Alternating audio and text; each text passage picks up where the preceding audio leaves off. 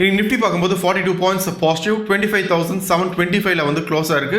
Bank Nifty பார்க்கும்போது 224 points positive 61,174 close ஆயிருக்கு. இன்னைக்கு ஓவரால் மார்க்கெட் பார்க்கும்போது எல்லா இண்டெக்ஸும் வந்து ஒரு நல்ல ஒரு பெர்ஃபார்மன்ஸ் கொடுத்துருந்தது எக்ஸப்ட் மெட்டல் செக்டார். ஏன்னா இன்னைக்கு மெட்டல் செக்டார் பார்க்கும்போது அரௌண்ட் ஒரு 1% கிட்ட வந்து நம்மளுக்கு இன்னைக்கு ஃபால் இருந்தது.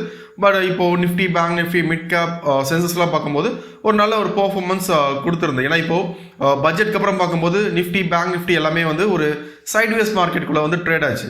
இப்போ இன்னைக்கு பார்க்கும்போது ஒரு மொமெண்டம் இப்போ நேற்று இன்னைக்கு லாஸ்ட் ஒரு 2 days பார்க்கும்போது ஒரு நல்ல ரிகவரி வந்து நம்மளுக்கு வந்து நிஃப்டி, பேங்க் நிஃப்டியில் வந்து கொடுத்துருந்தது. ஓகே, இப்போ ஐடி செக்டார் கண்டினியூஸாக வந்து மேஜராக ஒரு நல்ல ஃபால் கொடுத்தது. இப்போ இன்னைக்கு பார்த்தீங்கன்னா அரௌண்ட் ஒரு 1% ஒரு பவுன்ஸ் பேக் வந்து நம்மளுக்கு கொடுத்துருக்கு. இப்போ லாஸ்ட் வீடியோவில் நான் வந்து ஐடி செக்டர் பற்றி ஒரு வீடியோ போட்டிருந்தேன். இப்போ எல்லாருமே அந்த டைம் பேசின ஒரு விஷயம் ஐடி செக்டர் வந்து கிராஷ் அப்படின்னு சொல்லி. பட் நம்ம வந்து ஒரு டெக்னிக்கல் பாயிண்ட் ஆஃப் வியூவில் எப்படி இருக்குன்னு சொல்லி நான் உங்களுக்கு வந்து கிளியராக வந்து அந்த வீடியோவில் அப்டேட் பண்ணியிருக்கேன். ஜஸ்ட் நீங்கள் வாட்ச் பண்ணாதவங்க அந்த வீடியோ வாட்ச் பண்ணிங்கன்னா உங்களுக்கு வந்து இப்போ கரண்ட்டாக வந்து ஐடி செக்டர் இன்னும் ஸ்ட்ரக்சரில் இருக்குது. எப்போ வந்து நம்மளுக்கு வந்து ஃபர்தராக ஃபால் ஆகும் இந்த டீட்டெயில்ஸ்லாம் வந்து நான் ஷேர் பண்ணியிருக்கேன். ஜஸ்ட் நீங்கள் வாட்ச் பண்ணலன்னா அந்த வீடியோ வந்து நீங்கள் வாட்ச் பண்ணலாம். நெக்ஸ்ட் வந்து நம்ம FINDA டேட்டா வந்து எப்படி இருக்குன்னு சொல்லி நம்ம பார்க்கலாம். இப்போ FIDA டேட்டா பார்க்கும்போது ஸ்டில் நம்மளுக்கு கண்டினியூஸாக வந்து FII செல்லிங்கில் தான் இருக்காங்க. இவங்க பையிங்கில் இருந்தாலும் அந்தளவுக்கு பெருசாக வந்து இவங்க பை பண்ணல. ஸ்டில் இவங்க வந்து செல்லிங் சைடில் தான் வந்து இருக்காங்க.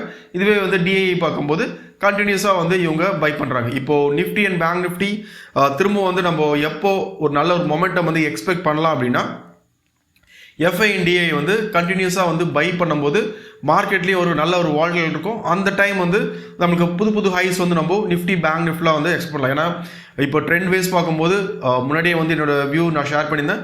நிஃப்டி, பேங்க் நிஃப்டி, சென்சஸ் மூணுமே வந்து நமக்கு ஸ்டில் ஓவரால் ட்ரெண்ட் வந்து பையில் தான் இருக்குது. அதனால் ஒரு இப்போ கரண்ட்டாக பார்க்கும்போது ஒரு கன்சாலேஷன் இது நம்ம டெக்னிக்கல்ஸில் பார்க்கும்போது இன்னும் கொஞ்சம் ஒரு கிளியரான ஒரு வியூ வந்து உங்களுக்கு இருக்கும். அதனால் என்னோட பாயிண்ட் ஆஃப் வியூ இது ரெண்டுமே வந்து இவங்க பை பண்ணும்போது தான் நம்மளுக்கு நிஃப்டி, அதுக்கப்புறம் வந்து பேங்க் நிஃப்டியில் வந்து ஒரு வால்டைல் மார்க்கெட் வந்து நம்ம ஃபர்தராக வந்து எக்ஸ்பெக்ட் பண்ணலாம். ஃபர்ஸ்ட் நம்ம மார்க்கெட் அப்டேட்ஸ் வந்து பார்த்துட்டு நெக்ஸ்ட் வந்து நம்ம Nifty, bank Nifty, gold and silver ஒரு டெக்னிக்கல் பாயிண்ட் ஆஃப் வியூவில் வந்து இப்போ கரண்ட்டாக எப்படி இருக்குன்னு சொல்லி நம்ம பார்க்கலாம். ஃபர்ஸ்ட் மார்க்கெட் அப்டேட்ஸ் பார்க்கும்போது இப்போ செபி ரீசெண்டாக வந்து ஒரு அப்டேட்ஸ் கொண்டு வந்திருக்காங்க கோல்டு அண்ட் சில்வர் ETF இதில். ஓகே, இது வந்து குட் நியூஸாக பேட் நியூஸான்னு சொல்லி ஃபஸ்ட் நம்ம பார்த்துலாம்.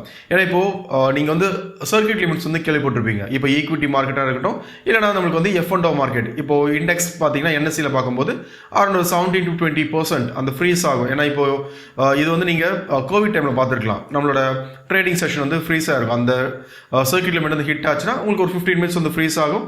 திரும்ப நம்மளுக்கு வந்து சர்க்கியூட் லிமிட் ஹிட் ஆச்சுன்னா அதுக்கப்புறம் அந்த ஹோல் டே வந்து மார்க்கெட் வந்து க்ளோஸ் ஆகிடும். இப்போ அதே மாதிரி வந்து இப்போது கோல்டு அண்ட் சில்வர், ஏன்னா இப்போ ரீசெண்ட் டைம்ஸில் நம்ம பார்த்தீங்கன்னா கோல்டு அண்ட் சில்வரில் வந்து ஒரு நல்ல ஒரு வால்டைல் கொடுத்துருக்கு. ஏன்னா இப்போ கோல்டு அண்ட் சில்வர் பார்க்கும்போது இப்போது NSE BSE வந்து நம்மளுக்கு 9:15 to 3:30 இது வரை தான் நமக்கு ட்ரேடிங் செஷன் இருக்குது. பட் நம்மளுக்கு வந்து கோல்டு அண்ட் சில்வர் பார்க்கும்போது இது வந்து நம்மளுக்கு வந்து FX மார்க்கெட். அப்போ அது ஓவரால் நம்மளுக்கு வந்து ஒரு 24 hours மார்க்கெட். பட் நம்மளோட மார்க்கெட் வந்து பார்த்தீங்கன்னா அரௌண்ட் 9:50 to 3:30 வரையும் இருக்கும். அதனால் இந்த சர்க்கியூட் லிமிட்ஸ் நம்மளோட மார்க்கெட் மட்டும்தான். இது வந்து ஃபாரெக்ஸ் மார்க்கெட்டுக்கு வந்து இது கிடையாது.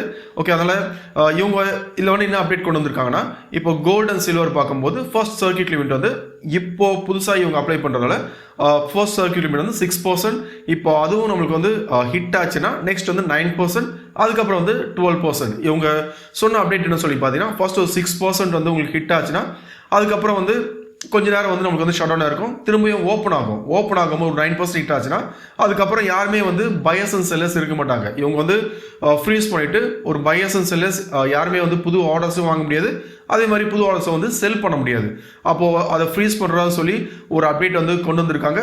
இது பாசிட்டிவாக நெகட்டிவாக சொல்லி ஜஸ்ட் உங்களோட பாயிண்ட் ஆஃப் வியூ வந்து நீங்கள் கமெண்ட் செக்ஷனில் வந்து அப்டேட் பண்ணுங்க. ஏன்னா இப்போது கோல்டு அண்ட் சில்வர் உங்களுக்கு பையிங் சைடில் பார்க்கும்போது கண்டிப்பாக நம்மளுக்கு வந்து இது கொஞ்சம் ரேர் இது நடக்கிறதுக்கு. ஏன்னா இப்போ ஒரு 1 monthல ஒரு நல்ல ஒரு வால்டைலாக இருந்தால் கூட உங்களுக்கு ஒரு 1 or 2 days தான் வந்து நமக்கு இந்த சர்க்கியூட் லிமிட்ஸ் வந்து ஹிட் ஆகும். பட் இது வந்து ஒரு ஃபால் ஆகும்போது தான் ஒரு மேஜரான இம்பாக்ட் வந்து இருக்கும். ஏன்னா சில்வர் பார்க்கும்போது ஒரு இன்ட்ராடேல அரௌண்ட் ஒரு 21% கிட்ட வந்து நம்மளுக்கு சில்வர் ஃபால் ஆச்சு. அப்போ இதை பேஸ் பண்ணி தான் இவங்க என்ன பண்ணாங்கன்னா இந்த அப்டேட்ஸ் வந்து கொண்டு வந்திருக்காங்க.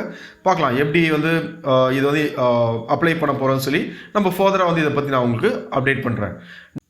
நெக்ஸ்ட் வந்து கோல்ட் அண்ட் சில்வர் பற்றி ஒரு அப்டேட் கொடுத்துருக்காங்க. ஏன்னா இப்போ கோல்ட் அண்ட் சில்வர் ஒரு நல்ல ஒரு வால்டைல் மார்க்கெட்டுக்கு அப்புறம் இப்போ கரண்ட்டாக வந்து நம்மளுக்கு வந்து ஒரு சைட் வேஸில் வந்து ட்ரேட் ஆகுது, பெருசாக ஒரு மொமெண்டம் இல்லை.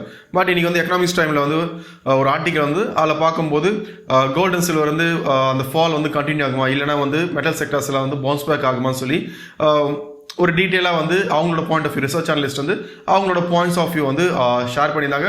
பட் இது வந்து எப்படி இருக்குன்னு சொல்லி நம்ம சார்ட் அனலைஸ் பண்ணும்போது பார்க்கலாம். பட் இப்போ கரண்ட்டாக அந்த சைட்வேஸாக இருக்கிறதுக்கு என்ன ரீசன் சொல்லி பார்த்தீங்கன்னா, சைனா மார்க்கெட் வந்து நம்மளுக்கு வந்து 15th to 23rd இது வந்து சைனா மார்க்கெட் வந்து க்ளோஸ். அப்போது திரும்பவும் இவங்க வந்து உள்ளே வரும்போது தான் நம்மளுக்கு அந்த வால்டைல் வந்து ஸ்டார்ட் ஆகும்.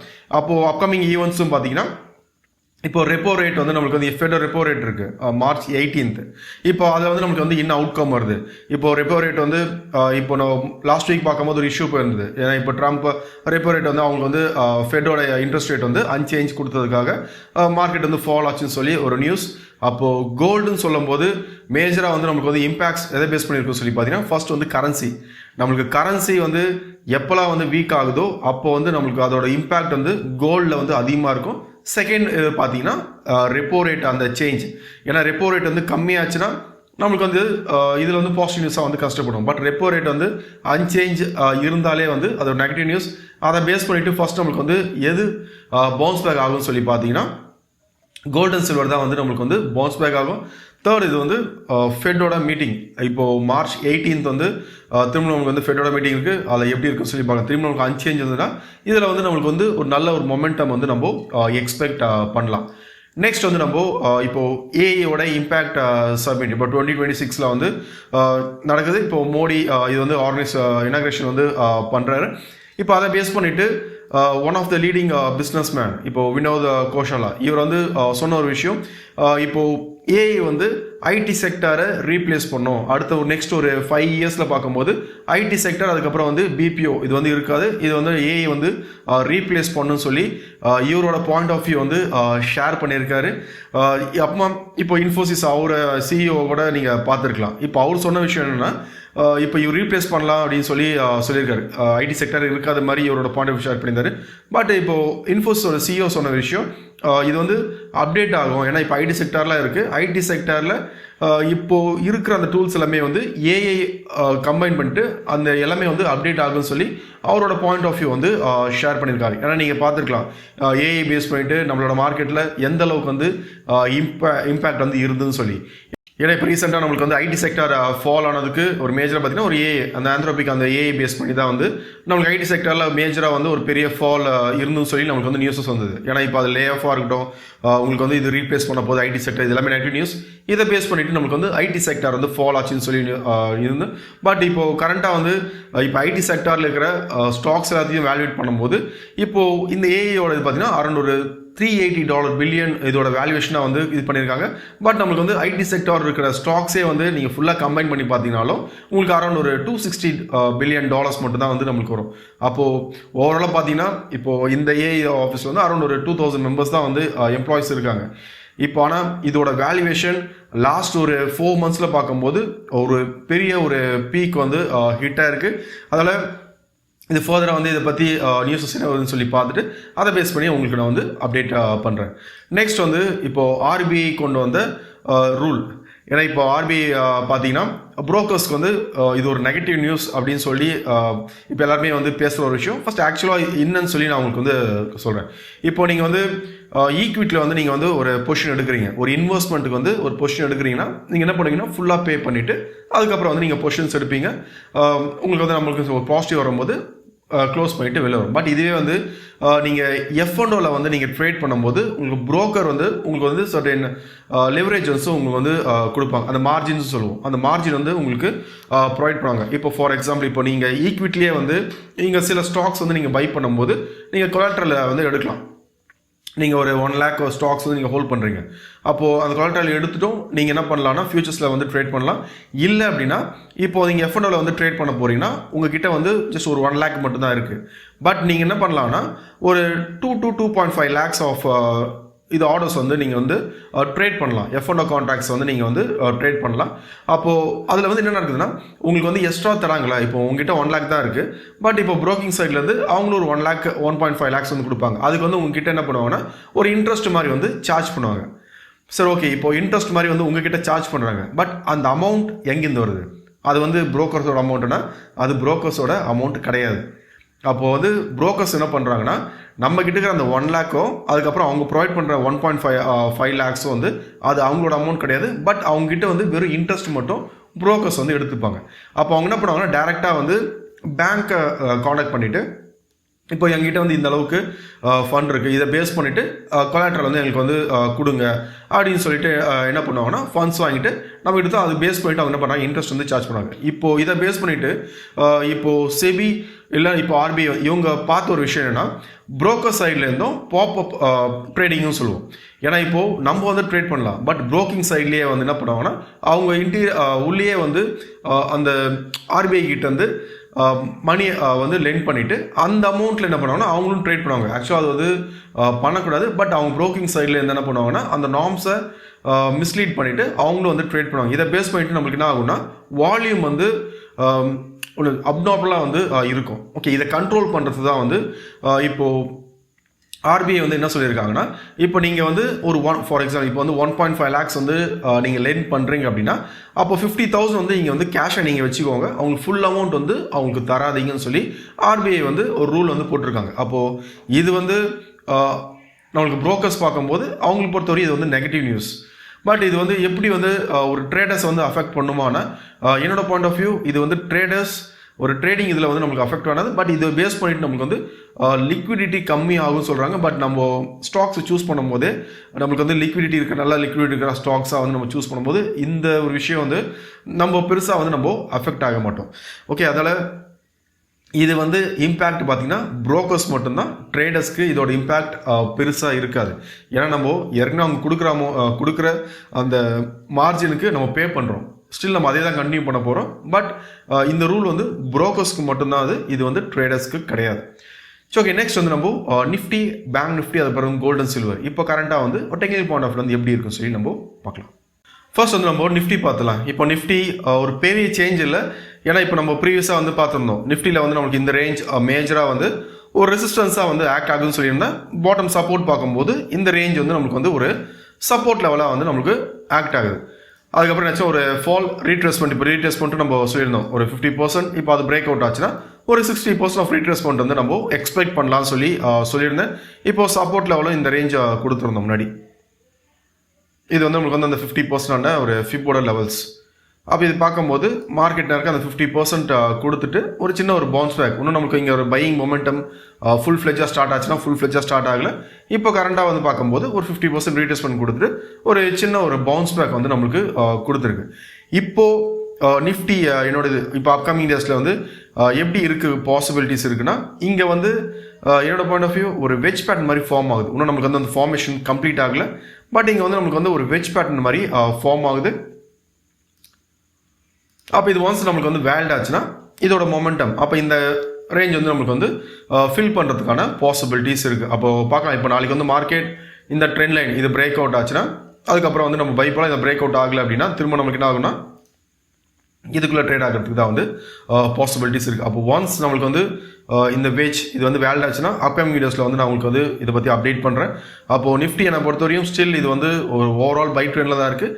இப்போ கரண்ட்டாக வந்து பார்க்கும்போது ஒரு சைட்வேஸ் மார்க்கெட்டில் தான் இருக்குது. ஏன்னா இப்போ இங்கே ஒரு மொமெண்டம் நீங்கள் பார்க்கலாம். இங்கே பார்க்கும்போது நம்மளுக்கு வந்து அரௌண்ட் ஒரு 900 பாயிண்ட்ஸ் ஒரு மொமெண்டம். அதுக்கப்புறம் பார்க்கும்போது ஒரு மொமெண்டம் வந்து ஸ்லோ டவுன் என்ன இருக்கும், எப்போ வந்து நமக்கு இந்த இதை விட்டு வெளில பிரேக் அவுட் ஆகுதோ அப்போ வந்து என்ன ஆகுனா மொமெண்டம் வந்து ஃபாஸ்ட்டாக இருக்கும். அப்போது நீங்கள் ஒரு பிகினராக இருக்கீங்க அப்படின்னா ஆப்ஷன்ஸ் ட்ரேடிங் வந்து நம்ம இதுக்குள்ளே பண்ண மாட்டோம். ஒன்ஸ் நமக்கு ஒரு மேஜரான ஒரு பிரேக் அவுட் கொடுத்தோன்னா அந்த டைம் தான் வந்து ஆப்ஷன் பையிங்கில் வந்து நம்ம ட்ரேட்ஸ் எடுக்கும்போது ஒரு நல்ல ஒரு ப்ராஃபிட் வந்து நம்மளால் பண்ண முடியும். அப்போ நிஃப்டி ஓவரால் பை ட்ரெண்ட் இப்போ கரண்ட்டாக வந்து பார்க்கும்போது ஒரு சைட்வேஸ் ஒரு வெஜ் பேட்டர்ன் மாதிரி வந்து ஃபார்ம் ஆகுது. இது பற்றி ஃபர்தராக உங்களுக்கு அப்டேட் பண்ணுறேன். நெக்ஸ்ட் வந்து நம்ம பேங்க் நிஃப்டி பார்த்துக்கலாம். இப்போது பேங்க் நிஃப்டியும் வந்து இதுவும் நம்ம முன்னாடி சொன்னதான் பேங்க் நிஃப்டி பையில் தான் இருக்குன்னு சொல்லி. பட் பேங்க் நிஃப்டியில் பார்க்கும்போது இந்த ரேஞ்ச் நமக்கு வந்து மேஜராக ஒரு சப்போர்ட் லெவலாக வந்து ஆக்ட் ஆகுது. இந்த ரேஞ்ச் வந்து மேஜராக சப்போர்ட் லெவலாக இருக்கிற திரும்பி நமக்கு நாளைக்கு ஒரு பையிங் மொமெண்டம் கொடுத்தாலும் இது வந்து நம்மளுக்கு வந்து மேஜராக ஒரு ஜோன் லெவலாக வந்து ஆக்ட் ஆகும். அப்போது சப்போர்ட் லெவல்னு சொல்லி பார்த்தீங்கன்னா இந்த ரேஞ்ச் வந்து நம்மளுக்கு வந்து சப்போர்ட் லெவல், இது வந்து நம்மளுக்கு வந்து ஒரு ரெசிஸ்டன்ஸ் லெவல், ஒரு சப்ளை ஜோன் லெவலாக வந்து நம்மளுக்கு வந்து ஆக்ட் ஆகும். அப்போது இதுக்குள்ளே இருக்க வரையும் என்னோட பாயிண்ட் ஆஃப் வியூ இது வந்து பையிங்கில் ஜஸ்ட் வந்து ஒரு சைட்வேஸ் மார்க்கெட் அந்த மாதிரி தான் வந்து இருக்கும். அப்போ ஒன்ஸ் இது வந்து நம்மளுக்கு பிரேக் அவுட் ஆச்சுன்னா திரும்ப நம்மளுக்கு வந்து அந்த புது ஹைஸ் வந்து நம்ம பேங்க் நிஃப்டியில் வந்து எக்ஸ்பெக்ட் பண்ணலாம். ஏன்னா முன்னாடியே வந்து பேங்க் நிஃப்டி எப்படி இது வரையும் போகும், திரும்பி நமக்கு வந்து ஒரு நெக்ஸ்ட் ஆஃப் ரெசிஸ்டன்ஸ் நிஃப்டி என்ன பேங்க் நிஃப்டி இதெல்லாமே வந்து நான் முன்னாடியே வந்து ஷேர் பண்ணியிருக்கேன். ஸ்டில் என்னோட வியூ சேம். பட் இப்போ கரண்ட்டாக வந்து பார்க்கும்போது பேங்க் நிஃப்டி இது வந்து நம்மளுக்கு வந்து ஒரு சைட்வேஸ்க்குள்ள ட்ரேட் ஆகுது. ஏன்னா இப்போ இங்கே நீங்கள் பார்க்கலாம் ஒரு டாப் டு பாட்டம் அடிச்சுட்டு திரும்பி மார்க்கெட் வந்து டாப், அப்போ இங்கே ஹிட் பண்ணிவிட்டு திரும்பி இந்த ரேஞ்சுக்குள்ளேயே இருந்துச்சுன்னா இது வந்து சைட்வேஸ். அப்போ இந்த ரேஞ்ச் வந்து நம்மளுக்கு வந்து மேஜராக ஒரு 61,900 இந்த ரேஞ்ச் வந்து நம்மளுக்கு வந்து பிரேக் அவுட் ஆகணும். பிரேக் அவுட் ஆனால் தான் ஃபர்தராக வந்து ஒரு மொமெண்டம் வந்து நம்ம பேங்க் நிஃப்டியில் வந்து எக்ஸ்பெக்ட் பண்ணலாம். நெக்ஸ்ட் வந்து நம்ம கோல்டு பார்த்துக்கலாம். ஓகே, இப்போ கோல்டு நம்ம முன்னாடியே சொல்லியிருந்தேன், நிறைய ரிசர்ச் அனலிஸ்ட் அவங்களோட பாயிண்ட் ஆஃப் வந்து ஷேர் பண்ணுவாங்க, இது கிராஷ் ஆகிடும் இப்படி இருக்குமா அப்படி இருக்குமான்னு சொல்லி. பட் இதை பற்றி நான் டீட்டெயிலாக முன்னாடியே சொல்லிட்டேன் இப்போ என்ன ஃபார்மேஷன் இருக்குன்னு சொல்லி. இப்போ கோல்டு பார்த்தீங்கன்னா இப்போ இன்றைக்கி வந்து ஃபால், பட் அந்த ஃபால் வந்து தெரிஞ்சவங்களுக்கு இது வந்து இப்போது ஒன்றும் இல்லை. இப்போ நாளைக்கு திரும்பி என்ன பண்ணுவாங்கன்னா கோல்டு வந்து கிராஷ் ஆயிடுச்சுன்னு சொல்லி நிறைய பேர் பேசுவாங்க. பட் ஆக்சுவலாக என்ன நடக்குதுன்னா கோல்டு வந்து நான் லாஸ்ட் வீடியோவில் சொல்லியிருந்தேன் இது வந்து நமக்கு வந்து சைட்வேஸில் இருக்குதுன்னு சொல்லி.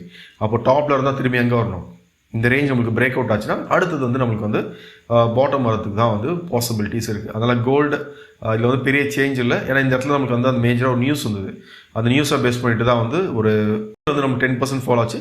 கோல்டு பார்க்கும்போது ஒரு 5% கிட்ட வந்து ஃபால் ஆகுது. அப்போ கோல்டு என்னோட வியூ ஸ்டில் இது வந்து ஒரு சைட்வேஸ் மார்க்கெட்.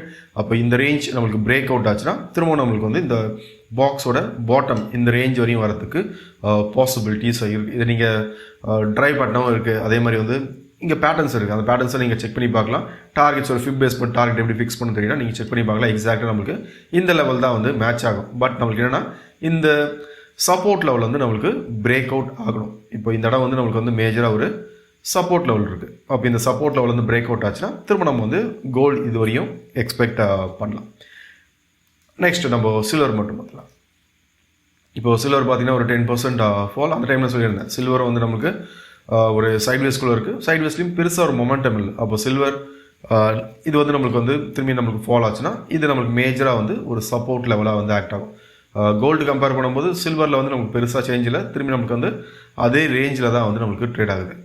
ஏன்னா நம்ம ப்ரீவியஸாக பார்க்கும்போது இதுக்குள்ளே தான் வந்து திரும்ப நமக்கு அதே ரேஞ்சில் தான் வந்து ட்ரேட் ஆகுது. அதனால் கோல்டு அண்ட் சில்வர் ஸ்டில் என்னோட வியூ கொஞ்சம் கீழே வந்துட்டு திரும்பி மேலே போகிறதுக்கு முன்னாடி கண்டிப்பாக வந்து ஒரு சின்ன ஸ்பைக் கீழே வந்துட்டு தான் வந்து மேலே போகிறதுக்கு பாசிபிலிட்டிஸ் இருக்குது. இது ஜஸ்ட் என்னோட point of view.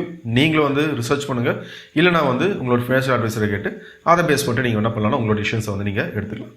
So okay, இந்த வீடியோ உங்களுக்கு யூஸ்ஃபுல்லாக இருந்திருக்குன்னு நினைக்கிறேன். தேங்க்யூ.